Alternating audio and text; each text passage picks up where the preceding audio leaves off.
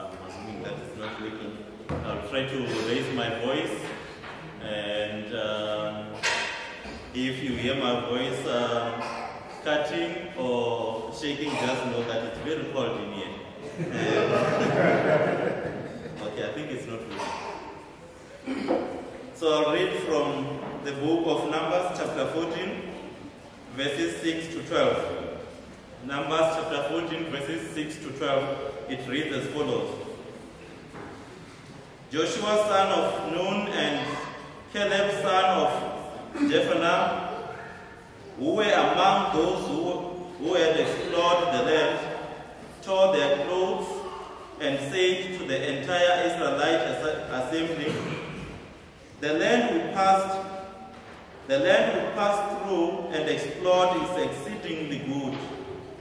If the Lord is pleased with us, He will lead us into that land, a land flowing with milk and honey, and will give it to us. Only do not rebel against the Lord, and do not be afraid of the people of the land, because we will devour them. Their protection is gone, but the Lord is with us. Do not be afraid of them. But the whole assembly talked about stoning them. Then the glory of the Lord appeared at the tent of meeting to all the Israelites. The Lord said to Moses, How long will these people treat me with contempt? How long will they refuse to believe in me, in spite of all the signs I have performed among them? I will strike them down with a plague and destroy them, but I will make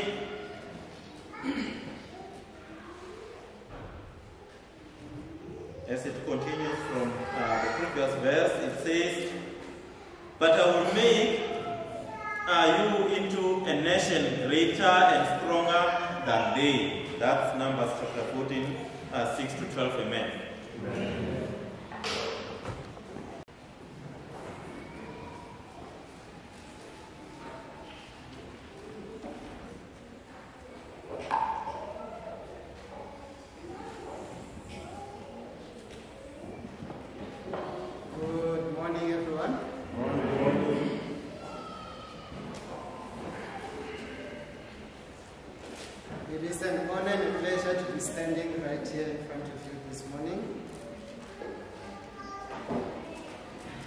Today is Fellowship Sunday, and I got a bit worried when Pastor was saying today's lesson needs to be 20 minutes. Since it's Fellowship Sunday as well, I think we can all agree that the preacher of the day needs to be first in line, right? Like, it's only fair. Like, I'm feeling the Spirit, so at least the favor needs to be returned in that way. But anyways, I'm here to present today's sermon, and I have titled today's sermon, What Fear Threatens Your Progress.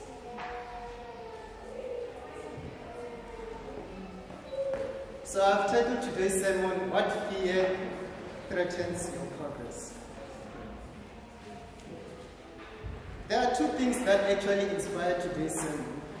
The first thing being that last Sunday, I was at the Young Adults Seminar, and this time, last Sunday, I was presenting a devotion that said, is the greatest threat to progress. And as you can see, I did borrow a few words there in the title of my sermon. But secondly, the one thing that I've been doing recently, and recently I would say over the past year or so,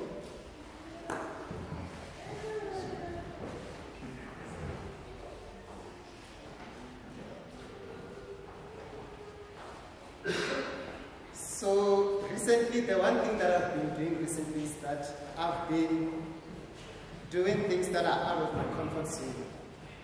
In other words, I've been doing things that I actually fear. Some of those things include skydiving. It's something that I've done. One thing I've been doing recently as well is going on solo hikes. I've been afraid to go on hikes alone for the longest time. And I've been trying to get my friends to go along with me, but unfortunately, they just never went along with me. And another thing that I actually even did recently was that I went on vacation to a place where as well I wanted to go with my friends, but then that idea never materialized over the years. But I've been challenging myself in this way, in doing things that are out of my comfort zone, in facing things that I thought I feared the most.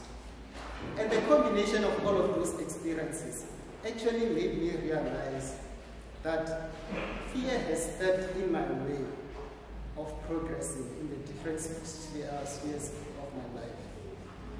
Not just only these fears that I've listed, but there are so many fears that have actually stopped me from progressing in my life in different ways. But in today's sermon, I do not want to focus much on that. I want to focus more on what fear stops us from progressing in our spiritual lives. What is the fear that stops us from serving God? What is the fear that stops us from obeying God? From repenting, from devoting ourselves to God, from growing spiritually, and improving how we serve God each and every day. I want to focus on those fears, and I hope that we will be able to take something from today, from this lesson. So today's text, I based it off Numbers 14. But actually, when you read Numbers, the story starts in Numbers 13. And maybe I'll just summarize a bit of what was happening in Numbers 13 before we actually get to the gist of the text in Numbers 14.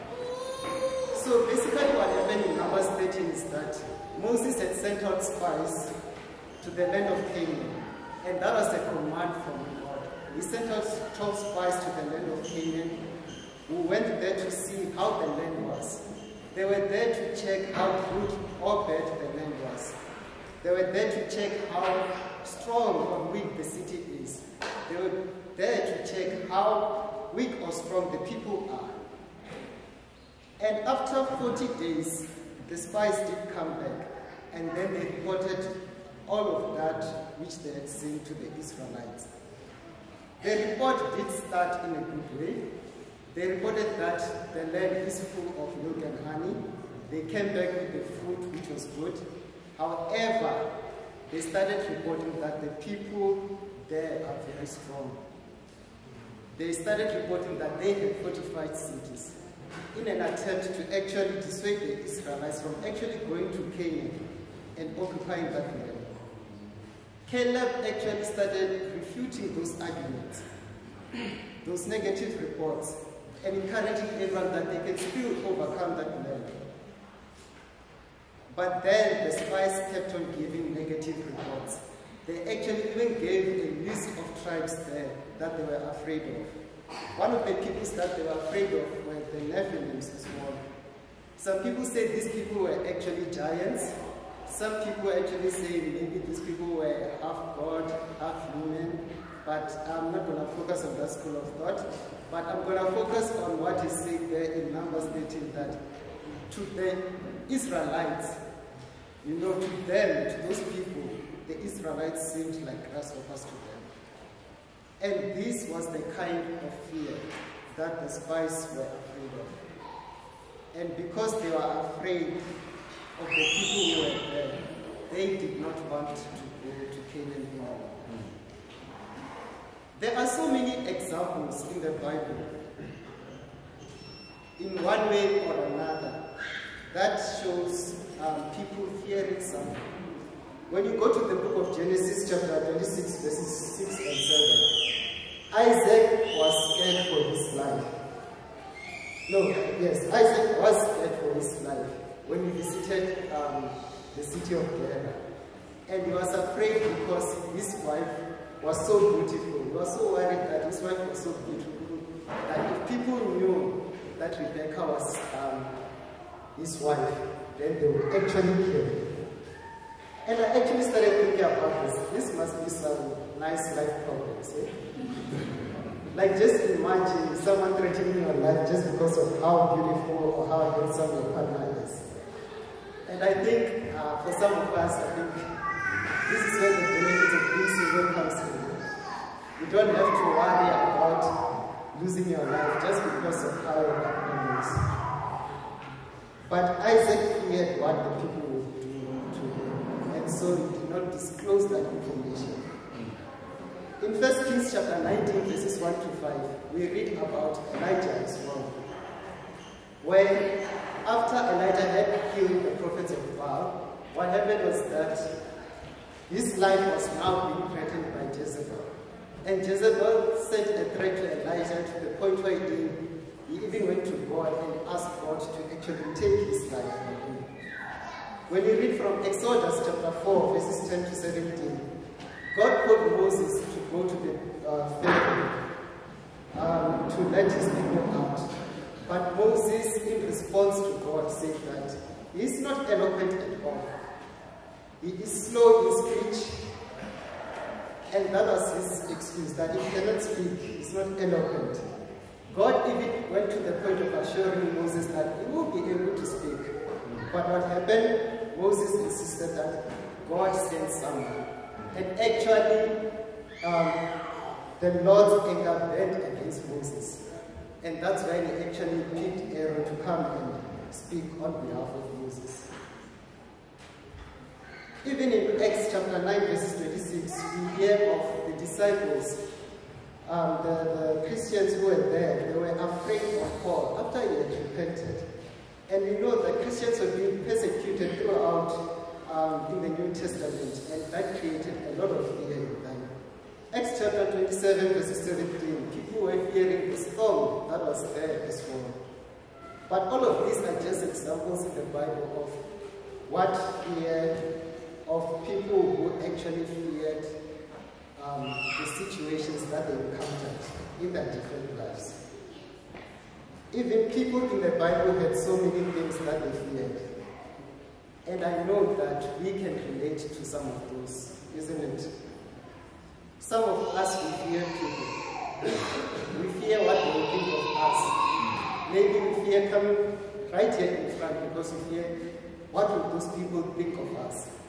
Maybe if they know that we are Christians, then they will treat us differently. They won't treat us the same. They will ostracize us from society. Some of us, we fear serving God and the responsibilities that come with it. You know you need to work harder in service to God. Maybe we doubt our abilities, just like how Moses doubted his abilities to be able to speak. Some of us, we fear change in our life and the kind of effort that it comes with. We know we need to work harder in service to God with that change. And some of us, we fear even repenting because we are afraid to let go of that sinful life that brings so much pleasure in our lives. Some of us, we fear the future and the uncertainty that comes with it. How many of us just fear the worst thing that could happen in the future, automatically, just like that? And because of that fear, we actually do nothing and we sit back. I remember something that happened in one of my solo hikes, because I taken the longest route. It came to a point where for 2 hours, I was actually walking alone with no person in sight. And I remember when I was passing through one of the bushes, what happens is that I started hearing a noise. And I started slowing down. As I walked slowly, what happened was that 2 birds actually flew out, and I ran for my life.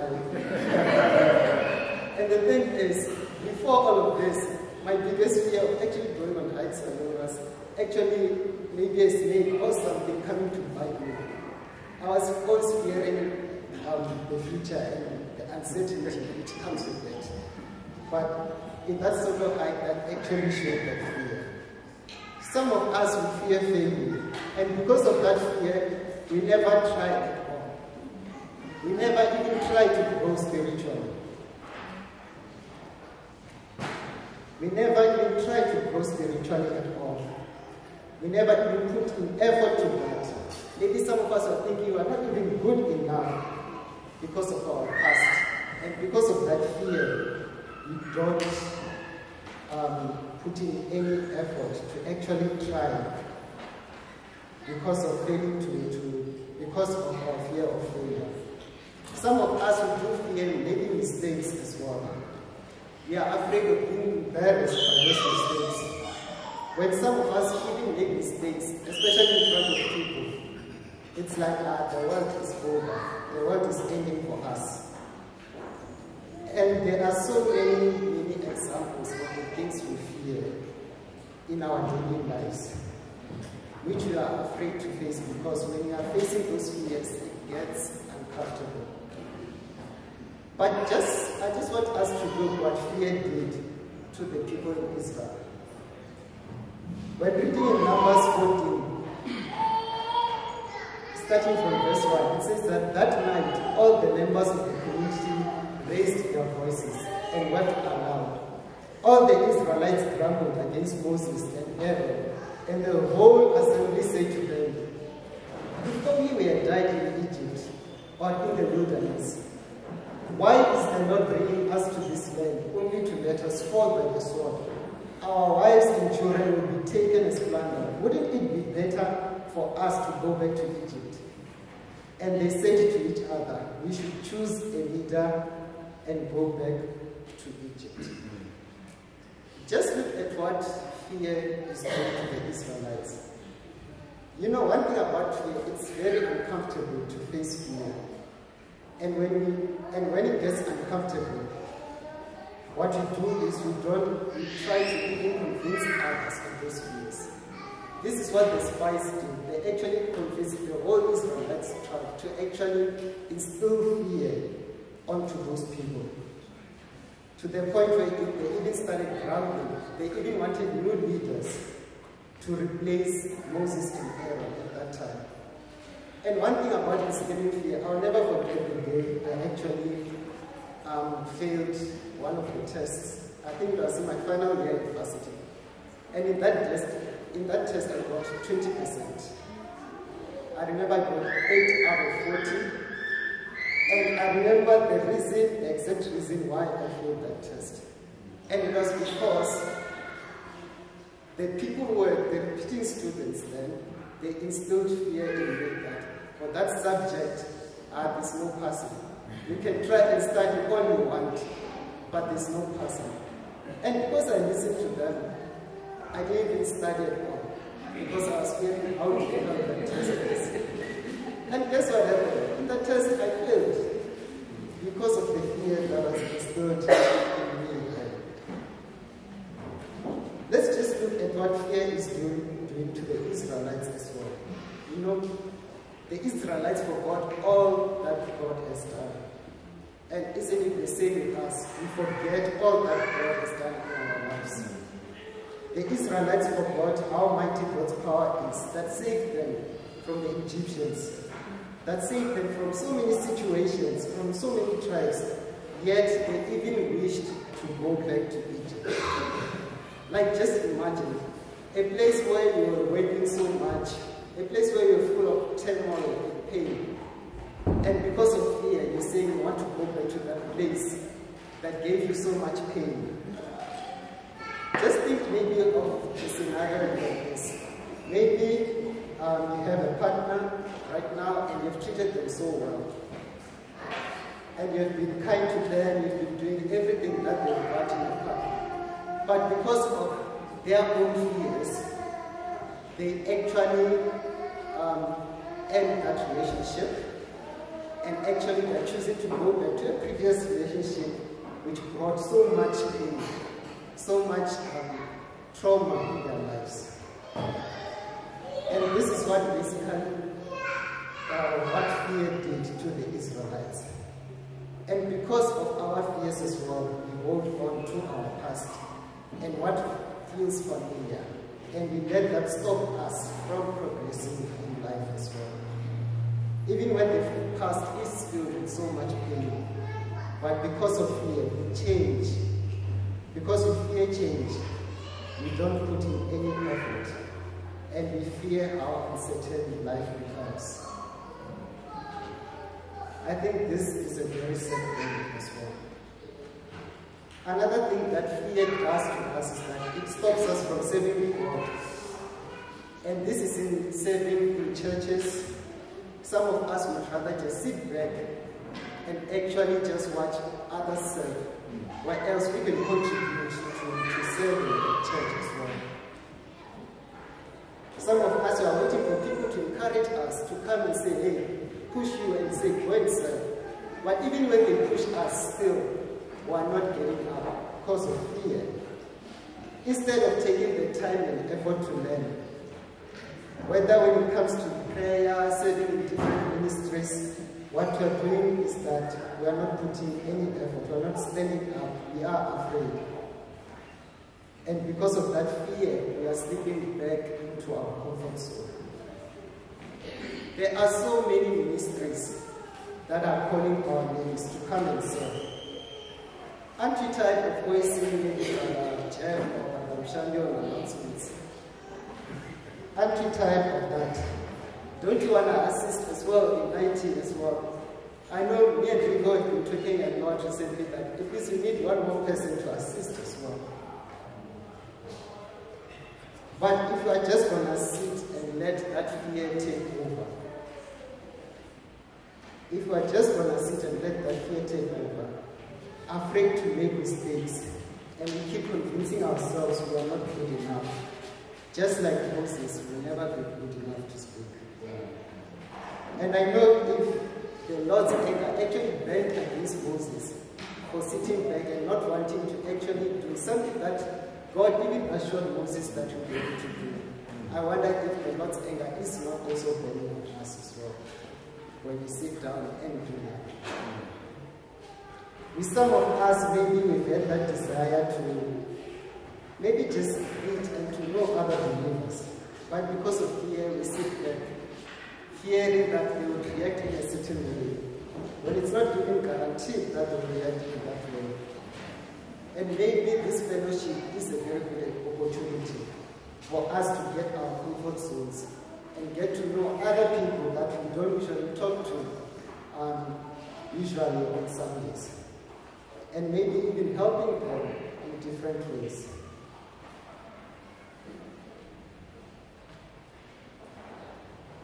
And in all of this, this is what God said to the Israelites after seeing how they started rebelling against him through their grumbling and choosing other leaders. When you read Numbers 14 verses 11, it says, the Lord says to Moses, how long will these people treat me with contempt? How long will they refuse to believe in me, in spite of all the signs I have performed among them? My question is, to whatever we are hearing today, how long will we not believe in God? After all he has done for us. Maybe to the students, maybe you might fear coming to church, you might fear failing and don't end up coming to church. And you forget that God has actually helped you to pass all along, all this time. And when you decide actually not to show up to church because of that, isn't that showing that we do not believe in God? When God said that seek him first, we should prioritize him, everything will be given unto us. And when we don't prioritize him, isn't that showing that we are not believing in what he says?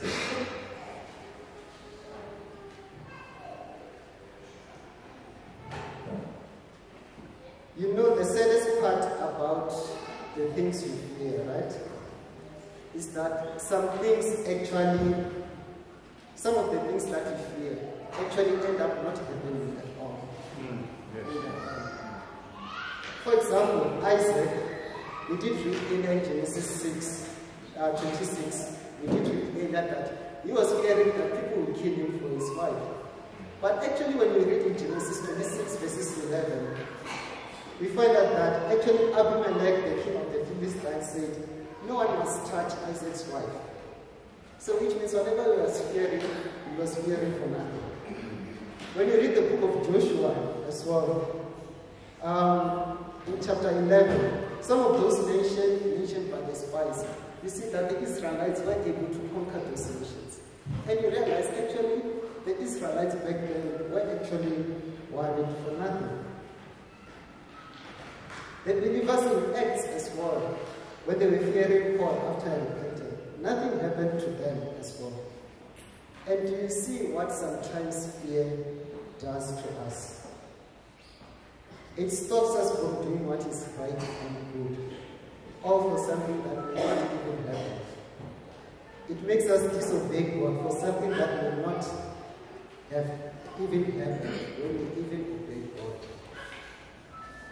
But you know, there's something that I find interesting as well. All of those tribes that the Israelites in Numbers 19 mentioned,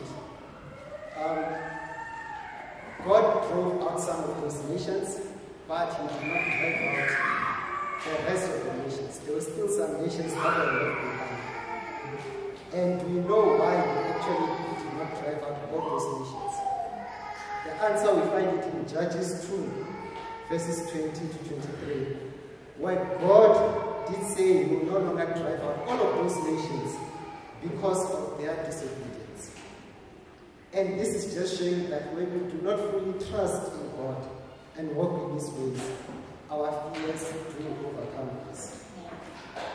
Even if the things we do fear do end up happening, God is there with us. And somehow we are able to handle and overcome what we fear with God. Even when the worst thing could ever happen, but because we have God, we are able to overcome that. So whether the worst thing does happen or it does not happen, that is not an excuse to disobey God.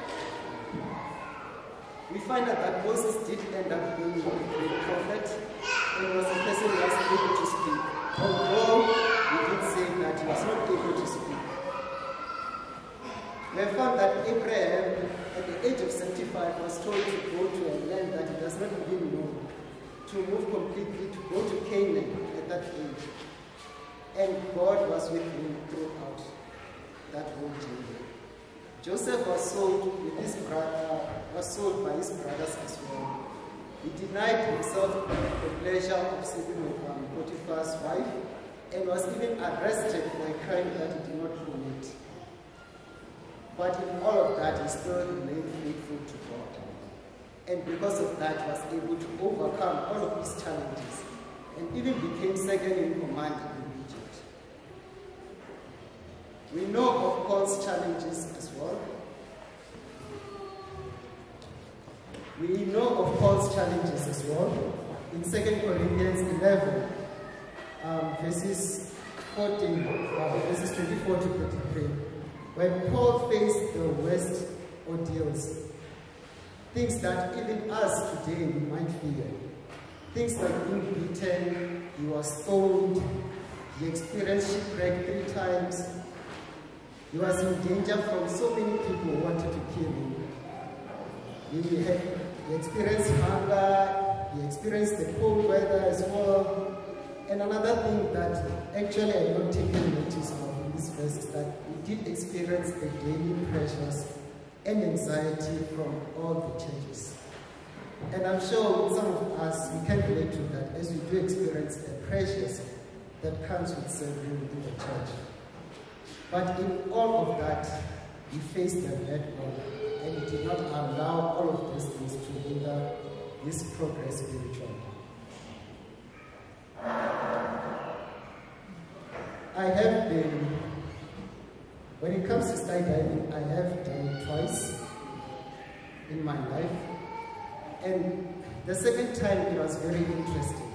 And the reason why it was so interesting is that when I did it the second time, I was actually even more scared than the first time I did it.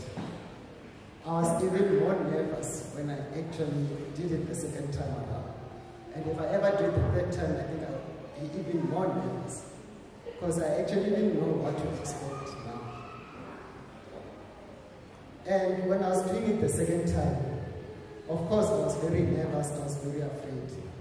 But once it came time to jump, I don't know, somehow all of that nervousness just disappeared. And even during the jump, I did not even think of being afraid of all of that. Like even if you check my current profile, you will see me just before the jump smiling as well. So that's just showing, I don't know what happened, but that fear was just not there at all. But the point that I'm making is that even when you're scared, that doesn't stop you from acting. It is only you who can stop yourself from acting. Right now, as I'm standing right in front of you, I am nervous, I'm very afraid. But that is not stopping me from actually presenting this sermon to you. Brother Jeff was also nervous as well, but that didn't stop him from presenting the Lord's Supper as well. We know we always fear making mistakes, and I've made so many. And even right now, I've made so many in this sermon as well. But at the same time, I'm not letting that stop me from still continuing with this sermon. And I bet you, if you ask a lot of people in here, they'll say they would actually be nervous or afraid to stand right in front. But still serve in the church. We may make so many mistakes, but we shouldn't let that stop us from actually serving in the church. We shouldn't let that stop us from actually progressing spiritually in our lives. I wish I could find, there was a picture that I saw recently, but unfortunately I couldn't find it. But basically, the picture was, there was a book here, there was one book, and in that one book, they had said that from theory, this is what we learn. And then on the next side, there were about 3 or so books. Then it said from theory and practice, this is how much we learn, which is more than just from theory. But then there were 10 or 15 books stacked up high in this picture. And it said from theory and practice and making mistakes, this is how much we learn. And I hope we can actually imagine that picture, that the mistakes we are fearing to make actually help us grow in different ways. And they actually help us to progress even more in our spiritual lives. So if people are not letting their fears stop them from progressing in their spiritual lives, if people are not letting their mistakes stop them from progressing in their spiritual lives, why are we stopping ourselves then? In conclusion, I just want to read the following 4 verses. So first of all, Psalm chapter 41, verses 1 and 2. It says, God is our refuge and strength, a very present help in trouble. Therefore we will not fear. Isaiah 41, verse 10. Fear not, for I am with you. Do not be dismayed, for I am your God. I will strengthen you, I will help you, I will uphold you with my righteous right hand. Hebrews 13, verse 6. So we can confidently say, the Lord is my helper. I will not fear. What can man do to me? 2 Timothy 1, verse 7. For God gave us a spirit not of fear, but of power and love and self-control. And this is just a few of the verses. There are so many other verses where we see God giving assurances to the Israelites for them not to be afraid, but to continue trusting in Him. So let us let go of the past and strive for the new that is forward.